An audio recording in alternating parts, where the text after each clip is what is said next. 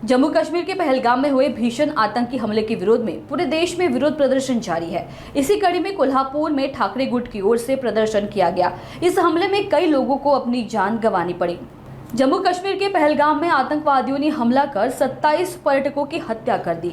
इस हमले के विरोध में आज कोल्हापुर के प्रवेश द्वार के पास शिवसेना के ठाकरे गुट की ओर से विरोध प्रदर्शन किया गया। यह आंदोलन ठाकरे गुट के उपनेता संजय पवार के नेतृत्व में किया गया। इस मौके पर जमकर नारेबाजी की गई। आंदोलनकारियों ने आक्रामक रुख अपनाते हुए पाकिस्तान का झंडा जलाया। वहीं केंद्र सरकार पर भी कई गंभीर आरोप लगाए गए। आज पाकिस्तानचा राष्ट्रध्वज जाळलेला आहे, त्या अतिरेक्याने जाळलेला आहे।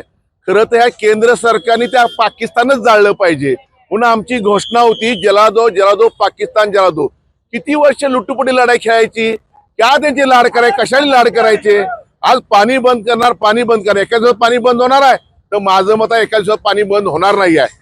हिम्मत असेल तर जी लोक आपली गेले ते डबल माणसं त्यांची माराने मुंडकी आणून इथं देशात आणा, तरच पाकिस्तानला त्यांना कळेल की भारत आणि हिंदुस्थानची ताकद काय आहे ते। प्रत्येक वेळी असं का घडतं, निवडणुका लागल्यानंतर हल्ले का होतात, अतिरेकी का जागे होतात, हा एक संशयाचा तुम्हाला सांगतो एक विषय का असं होते।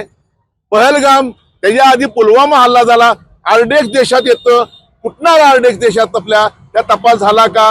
ही लोक 2000 लोक एका ठिकाणी अशी होती, तिथं सुरक्षा रक्षक काय करत होते, गुप्तचर खातं काय करत होतं, यांना का कळत नाही अशा गोष्टी।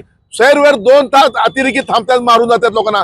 अरे किती लोकांचे तुम्ही बळी घेणार आहे, किती लोकांचे।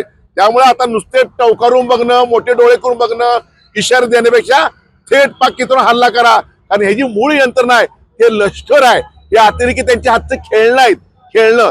त्यामुळे जर काय करायचं असेल आणि लोकांना इथं न्याय द्यायचा देशात, तर माझी ह्या केंद्र सरकारला विनंती आहे, डायरेक्ट हल्ला करा आणि नेस्तानाबूत पाकिस्तानला करा, अशी सर्व जनतेची मागणी आहे।